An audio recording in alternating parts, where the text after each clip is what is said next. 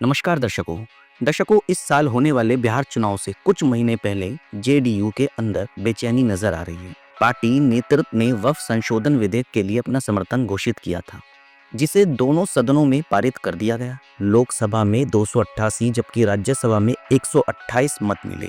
विधेयक के लोकसभा में पारित होने के तुरंत बाद पार्टी के 5 मुस्लिम नेताओं ने इस्तीफा दे दिया, जबकि कुछ अन्य ने विधेयक पर अपनी असहमति व्यक्त की। जेडीयू अल्पसंख्यक मोर्चा के राज्य सचिव मोहम्मद शाहनवाज मलिक, मोहम्मद कासिम अंसारी, तबरेज सिद्दीकी अली, नदीम अख्तर और राजू नैयर पहले ही इस्तीफा दे चुके हैं, जबकि जेडीयू महासचिव और पूर्व राज्यसभा सांसद गुलाम रसूल बलियावी भी इस्तीफा दे चुके हैं।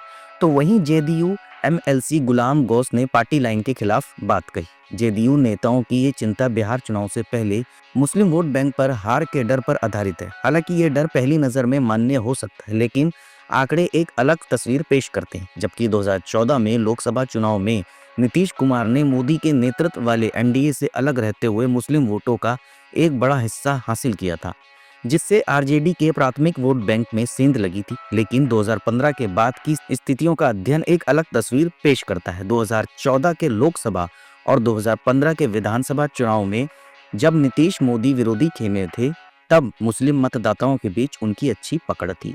एक सर्वे के अनुसार 2014 के लोकसभा चुनाव में जब जेडीयू ने कम्युनिस्टों के साथ गठबंधन में चुनाव लड़ा था, तो उसे 23.5% मुस्लिम वोट मिले थे। जबकि 2015 के विधानसभा चुनाव में जब नीतीश महागठबंधन का हिस्सा थे, तो गठबंधन का लगभग 80% मुस्लिम वोट उन्हें मिला।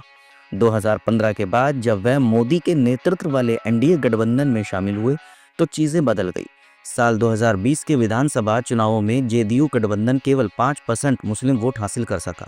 साल 2015 में आरजेडी गठबंधन के कारण जेडीयू को मिले वोटों की तुलना में ये भारी गिरावट थी और 2019 के लोकसभा चुनाव में आरजेडी के 80% के मुकाबले जेडीयू गठबंधन को केवल 6% मुसलमानों ने वोट दिया था।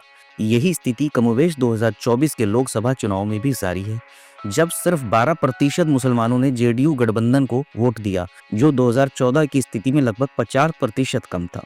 वहीं 2011 की जनगणना के अनुसार बिहार की मुस्लिम आबादी 1,75,57,809 यानी कि 1.75 करोड़ दर्ज की गई, जो राज्य की कुल आबादी का 17% है। 2024 के लोकसभा डेटा के अनुसार बिहार के कुल 7.64 करोड़ पंजीकृत मतदाता हैं। अगर हम 2011 की जनगणना के अनुसार मुसलमानों के अनुपात को जोड़ दें, जो कुल आबादी का 17% है, तो बिहार में मुस्लिम मतदाताओं की अनुमानित संख्या लगभग 1.29 करोड़ होगी। अब अगर बिहार के मुस्लिम बहुल जिलों पर नजर डालें, तो हम 4 जिले लेते हैं। यहाँ मुस्लिम आबादी कुल आबादी का 30% से अधिक है। कुल मिलाकर ये जिले 24 विधानसभा क्षेत्रों में फैले हैं, जिनमें से जेडीयू ने 2015 के लोकसभा चुनाव में 7 जिलों में जीत दर्ज की थी, जब वह महागठबंधन का हिस्सा थे। जबकि 2020 में एनडीए के साथ लड़ते हुए जेडीयू ने केवल 3 जिलों में जीत हासिल की थी। इससे ये बात स्पष्ट से पता चलती है कि जब जब जेडीयू ने पीएम मोदी के नेतृत्व वाले एनडीए के साथ हाथ मिलाया, तब तब उन्होंने मुसलमानों का समर्थन खो दिया है।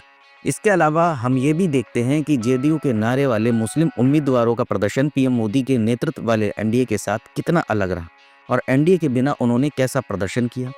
चुनावी आंकड़ों के अनुसार साल 2015 में जेडीयू ने 7 मुस्लिम उम्मीदवारों को मैदान में उतारा था और उनमें से 5 ने चुनाव जीता था। हालांकि 2020 में 11 मुस्लिम उम्मीदवारों को मैदान में उतारने के बावजूद जेडीयू का कोई भी उम्मीदवार विजेता के रूप में उभर नहीं पाया।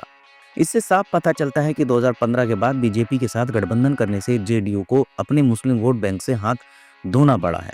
इतना ही नहीं, साल 2020 में बड़ी संख्या में मुसलमानों को मैदान में उतारना भी नीतीश कुमार की पार्टी के लिए कारगर साबित नहीं हुआ।